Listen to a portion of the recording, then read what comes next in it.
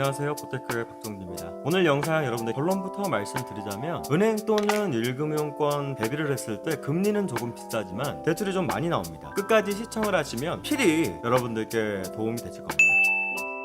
은행 대출 규제가 크게 강화가 되면서 올 가을에 이사철을 앞두고 주택담보대출이나 전세자금 대출을 받아야 하는 실소유자의 마음이 급해지고 있습니다. 금리 인상이나 한도 축소는 물론이고 금융당국의 대출 총량 규제를 맞추지 못한 일부 은행이 주담대나 전세대출을 취급을 아예 중단하는 경우 같은 극단적인 사례가 속속히 나오고 있기 때문입니다. 그래서 은행의 대출이 여의치 않다면 이 보험사도 한 다른 대안이 될 수가 있습니다.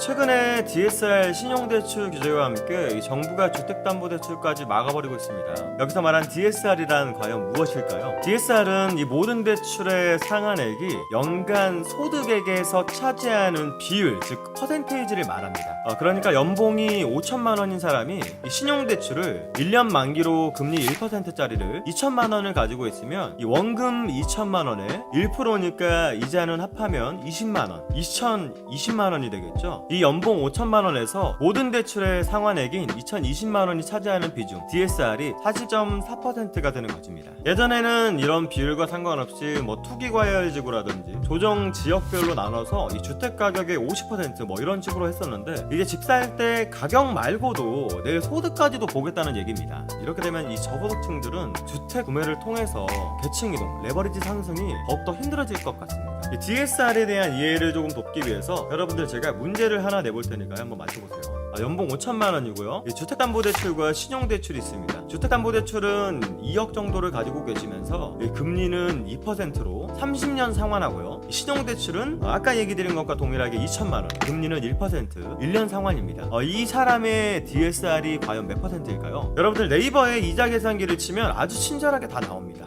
답을 조금 설명을 드리자면, 이 주택담보대출 이자를 합산해 보니까 2억 6,612만 6,020원이 나옵니다. 이게 몇 년 상환이라고요? 360개월, 즉 30년이죠. 이 비중을 보니 한 달에 이제 납입해야 될 돈이 얼마냐면 73만 9,239원입니다. 한 달 원리금은 73만 9,239원이니까 1년이면 73만 9,239원에 12개월, 즉 11을 곱하게 되면 887만 868원입니다. 주택담보대출의 이제 내용이고요. 그 다음 이제 B는 신용대출, 아까와 똑같죠? 이제 2천만 원에 20만 원을 더하니까 2,020만 원이 되겠죠. 총 원리금 상환액은 이 주택담보대출과 신용대출을 합산하면 2,907만 868원이 됩니다.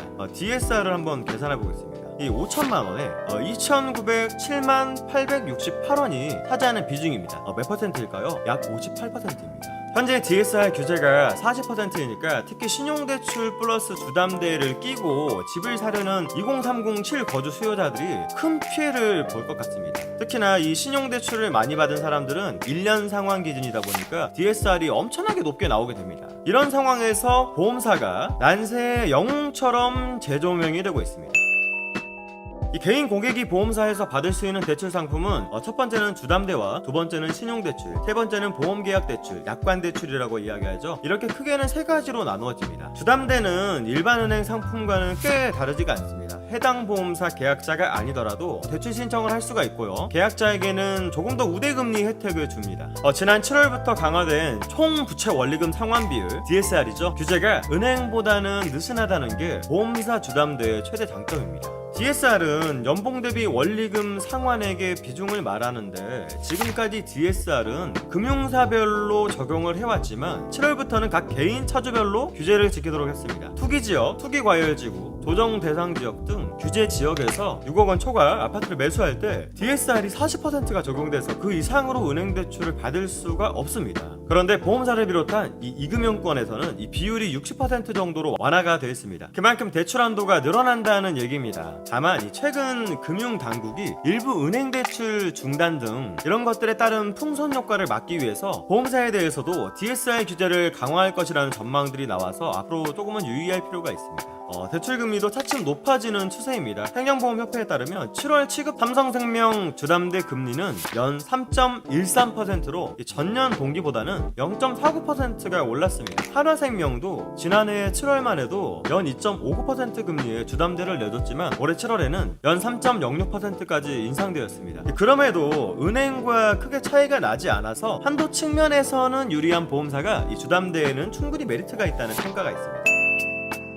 두 번째, 신용대출은 담보가 없이 소득이나 신용 점수에 따라서 자금을 빌려주는 상품입니다. 보험사 신용대출은 은행과는 달라서 소득 증빙형과 무증빙형으로 분류가 되는데요. 자금력을 갖춘 일부 대형 보험사를 제외했을 때는 무증빙형이 더 많습니다. 소득 증빙형은 정기 소득이 있는 직장인들을 대상으로 은행처럼 대출 심사를 거쳐서 1,000만 원에서 많게는 1억 원까지 이 1억 원 안팎의 자금을 빌려줍니다. 무증빙형은 해당 보험사의 계약자가 보험료 납입 실적 등을 근거로 500만 원 안팎의 소액을 대출받을 수 있는 상품입니다. 금리는 은행보다 다소 불리하지만 역시 DSR 규제 측면에서는 메리트가 있습니다. 생명보험협회, 손해보험협회 공지에 따르면 이 소득 증빙형 신용대출 금리는 연 4.85%에서 7.90%, 무증빙형은 연 7.86%에서 연 10.21%까지 분포가 되어 있습니다.